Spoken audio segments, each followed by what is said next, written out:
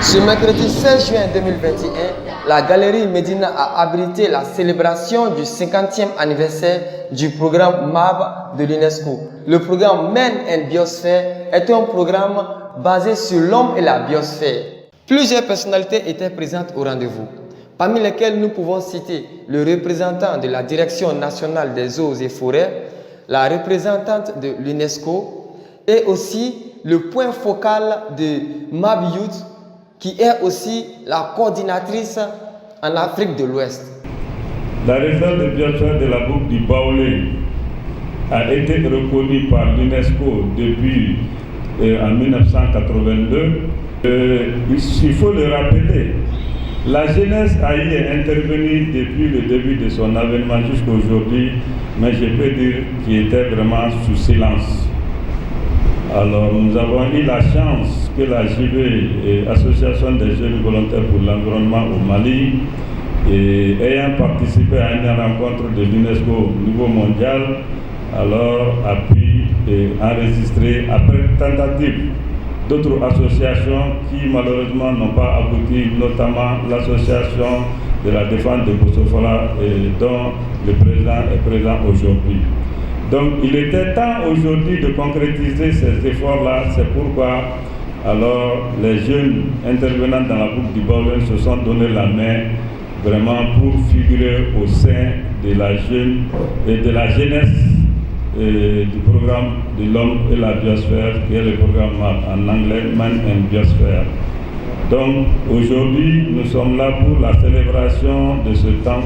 Au cours de la célébration, il y a eu le lancement du programme MAB Youth, Man and Biosphere for Youth, un programme de l'homme et de la biosphère pour la jeunesse. Ce sera l'occasion d'analyser l'histoire, de tirer les leçons de l'expérience et de préparer l'avenir. Mesdames et messieurs, l'activité qui nous réunit aujourd'hui est une suite logique à la situation décrite précédemment et révèle d'une pertinence considérable. L'implication des jeunes, je veux dire MAB Youth, les associations des jeunes œuvrant dans la protection des aires protégées, offrent une occasion en or à préserver et restaurer les écosystèmes terrestres en veillant à les exploiter de façon durable, gérer durablement les forêts, lutter contre la désertification, enrayer et inverser les processus de dégradation des terres et mettre fin à l'appauvrissement de la biodiversité. Je tiens donc à remercier sincèrement les autorités maliennes à travers l'opération d'aménagement du parc national de la boucle du Baoulé, MAB Youth au Mali, pour cette belle initiative.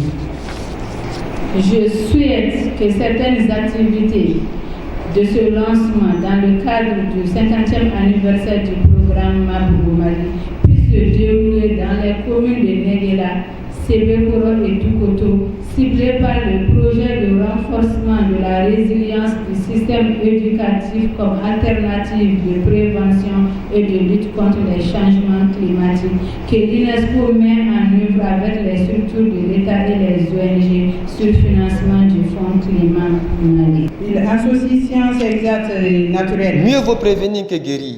Pour Oumou Keïta, chacun doit s'investir et s'impliquer dans l'entretien et le développement de l'environnement et de la biosphère afin d'éviter le pire à venir. La génération future dépend de notre détermination et de notre engagement. C'est-à-dire là où nous sommes aujourd'hui, les effets néfastes des changements climatiques ne sont pas à expliquer, vu qu'on voit se manifester chaque jour à travers des catastrophes naturelles, à travers des changements de saison fréquents, à travers même notamment le réchauffement de la température. Donc il est nécessaire que cette jeunesse prenne conscience que son avenir dépend de sa détermination, que son avenir dépend vraiment de son implication dans ses activités quotidiennes, de prendre en compte vraiment cet aspect de sauvegarde de la protection de l'environnement, cet aspect de la protection de la biodiversité.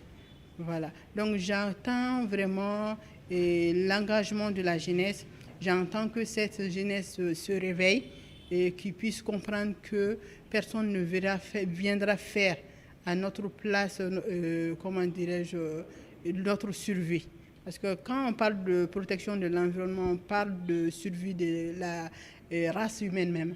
Parce qu'avec les effets néfastes du changement climatique, c'est l'avenir de l'humanité qui est vraiment en danger. Certes, maintenant, on entend qu'il y a des espèces en voie de disparition, on entend qu'il y a des espèces qui sont en train de diminuer, mais ce qui est vraiment important aussi à retenir, c'est que si on ne change pas de comportement, dans les jours à venir, ce sera la race humaine qui sera en voie de disparition. Voilà.